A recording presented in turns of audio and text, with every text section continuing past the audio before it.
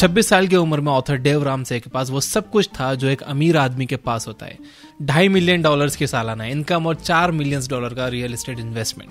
लेकिन कर्ज और टैक्स के कारण 30 साल की उम्र में उन्होंने सब कुछ खो दिया। तब उन्हें एहसास हुआ कि जिंदगी में उनसे क्या गलतियां हुई। फिर उन्होंने खुद से सवाल किए और जवाब में उन्हें जो मिला उसने उनकी जिंदगी बदल दी। इन्हीं सॉल्यूशंस पर उन्होंने एक किताब लिखी जिसका नाम है टोटल मनी मेकओवर। इस किताब में दिए 7 स्टेप्स में ऑथर ने पैसा कमाने से लेकर पैसा बचाने तक हर वो बात सिखाई है जो आपको फाइनेंशियली इंडिपेंडेंट बनाने के लिए जरूरी है। यानी जवानी की जरूरतों से लेकर बुढ़ापे का सहारा बनाने तक हर एस्पेक्ट को इस किताब में काफी डिटेल से कवर किया गया है। ये किताब अब तक की सबसे अच्छी इकोनॉमिक गाइड के तौर पर जानी जाती है, क्योंकि ये किसी खास ग्रुप ऑफ पीपल के लिए नहीं बनी बल्कि हर कॉमन मैन की लाइफ से जुड़ी है। तो दोस्तों बिना किसी डीले के हम डायरेक्ट आते हैं फर्स्ट स्टेप पर। नंबर 1 है अपना इमरजेंसी स्टार्टर फंड क्रिएट करो। ज्यादातर लोग इस स्टेप का टाइटल सुनकर ही सोच रहे होंगे कि हमारी अच्छी खासी जॉब है, घर है, हमें इस फंड की क्या जरूरत। लेकिन दोस्तों डेव रामसे कहते हैं कि बुरा वक्त बताकर नहीं आता। ऐसे में अपना और अपनी फैमिली का खर्चा चलाने के लिए एक इमरजेंसी फंड होना बहुत जरूरी है। बुरा वक्त किसी भी रूप में आ सकता है, जैसे अचानक जॉब का चले जाना या फैमिली में किसी मेडिकल इमरजेंसी का होना। ऐसे में आप अपने स्टार्टर फंड से अपनी फाइनेंशियल गाड़ी को पटरी से उतरने से बचा सकते हो। अब बात आती है कि स्टार्टर फंड का मिनिमम अमाउंट कितना होना चाहिए। तो इसके लिए ऑथर का कहना है कि कम से कम $1000 यानी इंडियन करेंसी में करीब 75,000 रुपीज होते हैं। मैं आपको सजेस्ट करूंगा कि कम से कम आपकी एक महीने की इनकम जितना होना चाहिए। इस इमरजेंसी फंड की 2 बातें बहुत जरूरी हैं। पहली ये कि ये फंड लिक्विड फॉर्म में आपके पास अवेलेबल होना चाहिए, जिसे आप जरूरत पड़ने पर आसानी से इस्तेमाल कर सको। यानी कि स्टॉक मार्केट और रियल एस्टेट जैसी चीजों में इस पैसे को इन्वेस्ट नहीं करना है। दूसरी बात ये कि ये पैसा आपके घर में कैश के तौर पर भी नहीं होना चाहिए, वरना आप इसे खर्च कर दोगे। आप इस फंड को अपने रेगुलर अकाउंट से निकालकर फिक्स डिपॉजिट के तौर पर रख सकते हो।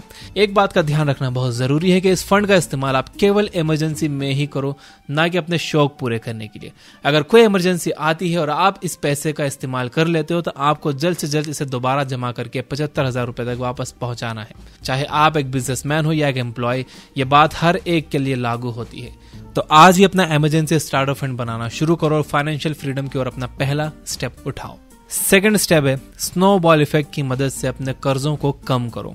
अगर आपके फाइनेंशियल फ्रीडम के रास्ते की सबसे बड़ी रुकावट है तो वो है आपके कर्जे, आपके लोन्स। दोस्तों अमीर होना और अमीर दिखना दोनों में बहुत फर्क है। आप एक दिन में एक लोन पास करवाकर महंगा फोन खरीदकर अमीर दिख सकते हो। आज के दौर में जहां लोन चुटकी बजाते मिल जाता है, वहां एक अमीर लाइफस्टाइल को फॉलो करना कौन सी बड़ी बात है।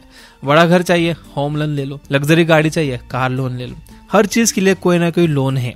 लेकिन अगर आपके लोन आपकी इनकम के 30% से ज्यादा हैं तो यकीन मानिए आप फाइनेंशियली आउट ऑफ शेप हैं और आने वाले 10 सालों में आप किसी न किसी फाइनेंशियल प्रॉब्लम का सामना जरूर करोगे। इसलिए फाइनेंशियली स्ट्रांग होने के लिए दूसरा स्टेप है अपने लोन्स को मिनिमाइज करना। इसके लिए डेव रामसे ने स्नोबॉल इफेक्ट की मदद लेने को कहा है। जिस तरह बर्फ का एक छोटा सा गोला पहाड़ से लुढ़कते हुए एक बड़े हिमस्खलन का रूप ले लेता है, उसी तरह आप भी अपने छोटे छोटे लोन्स को भरते हुए लोन फ्री लाइफ की ओर बढ़ सकते हो। सबसे पहले आप अपने सभी लोन्स की एक लिस्ट बनाओ। उस लिस्ट को सबसे छोटे लोन से शुरू करो और बड़े तक जाओ। अब आप अपने सबसे छोटे लोन को खत्म करने का प्लान बनाओ। जब आपके छोटे लोन्स खत्म होने लगेंगे तो आप बड़े लोन्स को भरने के लिए इंस्पायर होगे। जैसे अगर आप जिम में एक्सरसाइज करने जाते हो और आपका पहले हफ्ते में वजन कम होता हुआ दिखता है तो आपकी एक्साइटमेंट और बढ़ जाती है और आप रोज जाने लगते हैं। इंसानी दिमाग ऐसे ही काम करता है, उसे मोटिवेशन की जरूरत पड़ती है और आपका हर खत्म होता हुआ लोन अगले लोन को खत्म करने की मोटिवेशन के तौर पर काम करेगा और एक दिन आप लोन फ्री हो जाओगे। जब आपके लोन कम हो जाएंगे तो आपको एहसास होगा कि लोन्स के बिना उतनी ही इनकम में आपका फाइनेंशियल स्टैंड पॉइंट कितना बढ़ गया है। स्टेप नंबर 3, अपने इमरजेंसी फंड को बढ़ाओ।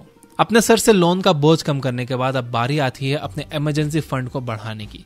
आपके पास जितना ज्यादा इमरजेंसी फंड होगा आप फाइनेंशियली उतने स्टेबल रहोगे और चाहे वक्त कैसा भी आए आपको किसी से उधार मांगने की जरूरत नहीं पड़ेगी। आप अपने दम पर अपनी और अपने परिवार की जरूरत को पूरा कर सकोगे। तो आखिर इमरजेंसी फंड कितना होना चाहिए?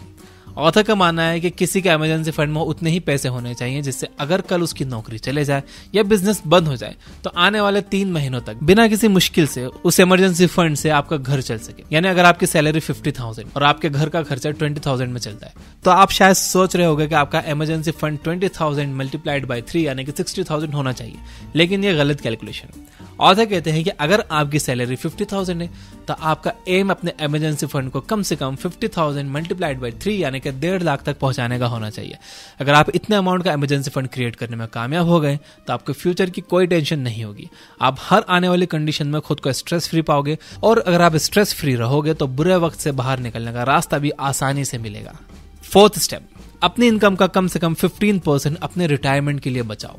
अगर आप अपनी पूरी लाइफ बिना किसी पर डिपेंड हुए जीना चाहते हो तो आपको आज ही के लिए नहीं बल्कि कल के लिए भी प्लान करना होगा। जैसे जवानी के दिनों में आप फिजिकली स्ट्रांग होते हो, वैसे ही फाइनेंशियल फ्रंट पे भी आपके पास बहुत से ऑप्शंस होते हैं। लेकिन जब बुढ़ापा आता है तो ना तो आपकी फिजिकल हेल्थ पहले जैसी होती है और ना ही फाइनेंशियल। अगर ऐसे में आपने समय रहते प्लान नहीं किया तो आपको अपने परिवार पर बोझ बनना पड़ता है। वहीं अगर आपने अपने बुढ़ापे के लिए इन्वेस्टमेंट प्लान किया है तो आप ना केवल अपनी और अपने पार्टनर की जरूरतों को पूरी कर सकोगे बल्कि अपने सारे शौक भी पूरे कर पाओगे और किसी के आगे हाथ फैलाने की जरूरत नहीं पड़ेगी। इसलिए ऑथर कहते हैं कि आपको अपनी इनकम का कम से कम 15% रिटायरमेंट के लिए बचाना चाहिए। अपने रिटर्न्स को मैक्सिमाइज करने के लिए इस 15% को आप इक्विटी फंड्स, एग्रेसिव फंड्स और इंटरनेशनल फंड्स में डिवाइड कर सकते हो। अब आप सोच रहे होगे कि पहले तो इमरजेंसी फंड में पैसे डालो, फिर रिटायरमेंट के लिए सेव करो, यानी जिंदगी के मजे लूटने के लिए आज तो मेरे पास पैसे ही नहीं बचेंगे। लेकिन जब आपके मन में यह बात आए तो ऑथर की एक बात हमेशा याद रखो कि अगर आज आप ऐसे जियोगे जैसे कोई नहीं जी रहा है तो कल आप वैसे ही जीने की पोजीशन में रहोगे जैसे कोई नहीं जी रहा होगा। स्टेप नंबर 5, अपने बच्चों की पढ़ाई के लिए अभी से प्लान करो। अब इस पॉइंट को कई लोग ये सोचकर स्किप कर देंगे कि उनके तो अभी बच्चे ही नहीं है। जो लोग ऐसा सोच रहे हैं वो गलती करने जा रहे हैं। अगर आप अपने लेट 20s में हैं, आपने अपना इमरजेंसी फंड बना लिया है और रिटायरमेंट के लिए 15% सेव भी करने लगे हो, तो अब बारी आती है अपने बच्चों के एजुकेशन के लिए सेव करने की। जी हाँ, बच्चों का एजुकेशन आपकी लाइफ का एक बहुत बड़ा खर्चा होता है। जिस तरह से एजुकेशन का कॉस्ट हर साल 10% के हिसाब से बढ़ता जा रहा है, उससे हम ये अंदाजा लगा सकते हैं कि आने वाले समय में अच्छी यूनिवर्सिटी से डिग्री करना कितना महंगा हो सकता है। अगर आप आज प्लान नहीं करोगे तो आपके लिए बच्चों की एजुकेशन एक बहुत बड़ा बर्डन साबित हो सकती है। आजकल सेविंग्स के बहुत से ऑप्शंस हैं, mutual funds, fixed deposits, children education plan. आप अपनी इनकम के हिसाब से अपना प्लान चूज कर सकते हो, क्योंकि अगेन अगर आप आज वो करोगे जो कोई नहीं कर रहा है तो कल आप वैसे जी पाओगे जैसे कोई नहीं जी रहा होगा। स्टेप नंबर 6, लाइफ के बड़े लोन्स को चुकाकर टोटली लोन फ्री लाइफ जियो। आपने इमरजेंसी फंड बना लिया, अपने छोटे छोटे कर्जे पे ऑफ कर दिए, अपना रिटायरमेंट प्लान कर लिया और अपने बच्चों का फ्यूचर भी सिक्योर कर लिया, तो अब बारी आती है लाइफ के सबसे बड़े लोन्स को चुकाने की। सब लोग अपना घर चाहते हैं, इसलिए होम लोन इतना कॉमन हो गया है कि 10 में से 8 लोग अपनी सैलरी से होम लोन की किस्तें चुका रहे हैं। इसमें कुछ बुरा नहीं है, लेकिन अगर आप खुद को और अपने परिवार को किसी भी तरह के स्ट्रेस से दूर रखना चाहते हो तो होम लोन को जल्द से जल्द खत्म करो। ऑथर ने इस किताब में होम लोन से जुड़े बहुत से मिथ्स को क्लियर किया। जैसे आमतौर पर लोग 20 से 30 साल का होम लोन लेते हैं और अपने एक्चुअल लोन की कीमत का डबल इंटरेस्ट भरते हैं, जिससे उनकी लाइफ की सारी कमाई उसी में चली जाती है। ऑथर कहते हैं कि कभी भी 15 साल से ज्यादा और अपने घर की टोटल कॉस्ट के 25% से ज्यादा का होम लोन नहीं लेना चाहिए। अगर आपने इससे ज्यादा लोन लिया तो एक ना एक दिन यह आपकी स्ट्रेस का कारण जरूर बनेगा। दूसरा मिथ जो आमतौर पर लोगों का होता है कि होम लोन को चलते रहने देना चाहिए ताकि आप टैक्स बचा सको। इस बात पर ऑथर का कहना है कि आप जितना टैक्स बचाओगे उससे कहीं ज्यादा पैसा आप इंटरेस्ट के तौर पर बैंक को पे करते हो, इसलिए टैक्स बचाने के लिए एटीसी में दिए गए दूसरे तरीकों का इस्तेमाल करो। लास्ट में ऑथर का कहना है कि अपने डेली नीड्स को पूरा करने के बाद और अपने रिटायरमेंट और चिल्ड्रन एजुकेशन में पैसे डालने के बाद आपके पास जो भी सेविंग्स बचे उसे लोन के प्री पेमेंट के तौर पर डालो। इससे आपका लोन जल्दी खत्म हो जाएगा और आने वाले 8-10 सालों में आप दुनिया के उन 2% लोगों में शामिल हो जाओगे जिनके ऊपर किसी भी तरह का कोई लोन नहीं है। स्टेप 7, अल्टीमेट फाइनेंशियल इंडिपेंडेंस को हासिल करो। जब आपने लोन फ्री स्टेट हासिल कर लिए तो अब बारी आती है अमीर बनने की और लाइफ को एंजॉय करने की। अब तक आप ये सोच रहे होंगे कि ऑथर आपको लाइफ को एंजॉय करने से रोक रहे हो और बस मेहनत करवाते जा रहे हैं, लेकिन ऑथर कहते हैं कि फाइनेंशियल फ्रीडम के बाद एंजॉय करने में जो मजा है वो उधार लेकर एंजॉय करने में कभी नहीं आता। और ये बिल्कुल सही है। जैसे ही आपका होम लोन और बाकी सभी लोन खत्म हो जाएंगे, आपकी सेविंग्स बढ़ जाएगी और इस सेविंग्स को आप इन्वेस्ट कर सकते हो। इस इन्वेस्टमेंट से आपको जो रिटर्न्स मिलेंगे वही आपकी एक्चुअल वेल्थ होगी। आप म्यूचुअल फंड्स, रियल एस्टेट या किसी भी प्रॉफिटेबल एरिया में इन्वेस्टमेंट कर सकते हो। बस आपको इस बात का ख्याल रखना चाहिए कि आपका इन्वेस्टमेंट लोन फ्री हो। जब आपका इन्वेस्टेड पैसा आपकी सैलरी से ज्यादा रिटर्न देने लगे तब आप सही मायनों में फाइनेंशियली इंडिपेंडेंट और स्टेबल बनोगे।